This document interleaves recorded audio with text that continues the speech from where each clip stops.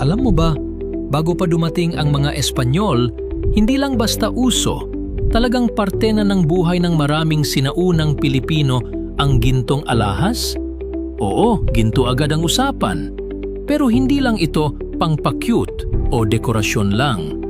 Sa mga ninuno natin, ang ginto ay parang ID nila sa lipunan. Ito ang nagsasabi kung sino ka, gaano ka kataas ang katayuan mo, at minsan pati paniniwala mo. Imagine mo ito, hikaw, kwintas, pulseras, singsing, palawit, lahat gawa sa ginto. May iba pa nga, may maliliit na gintong piraso sa ngipin. Parang ancient flex, di ba? At hindi lang basta-basta ang paggawa nila. Sa mga lugar na may access sa minahan at kalakalan, lalo na sa Butuan at Surigao, sobrang daming gintong nahukay. Ibig sabihin, mayaman talaga sa Bulawan ang ilang bahagi ng Mindanao noon. From ika-9 hanggang ika-14 na siglo, mas lalo pang gumaling ang mga sinaunang Pilipino sa paggawa ng alahas. Hindi lang simpleng hugis, may detalyado, may disenyong komplikado, at halatang pinag-isipan talaga. Pero ito ang twist, hindi lahat ay puno ng ginto.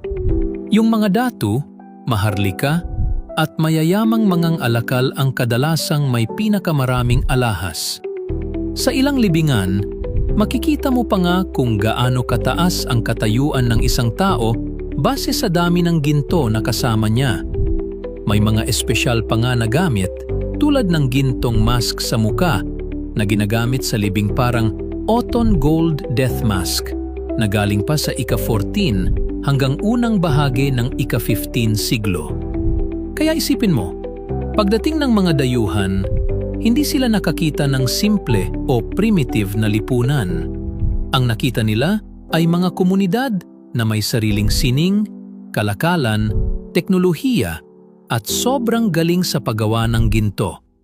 At ang pinaka-importante, ang gintong alahas ng ating mga ninuno ay hindi lang kayamanan. Ito ay patunay na noon pa man, maunlad na talaga ang kabihas ng Pilipino.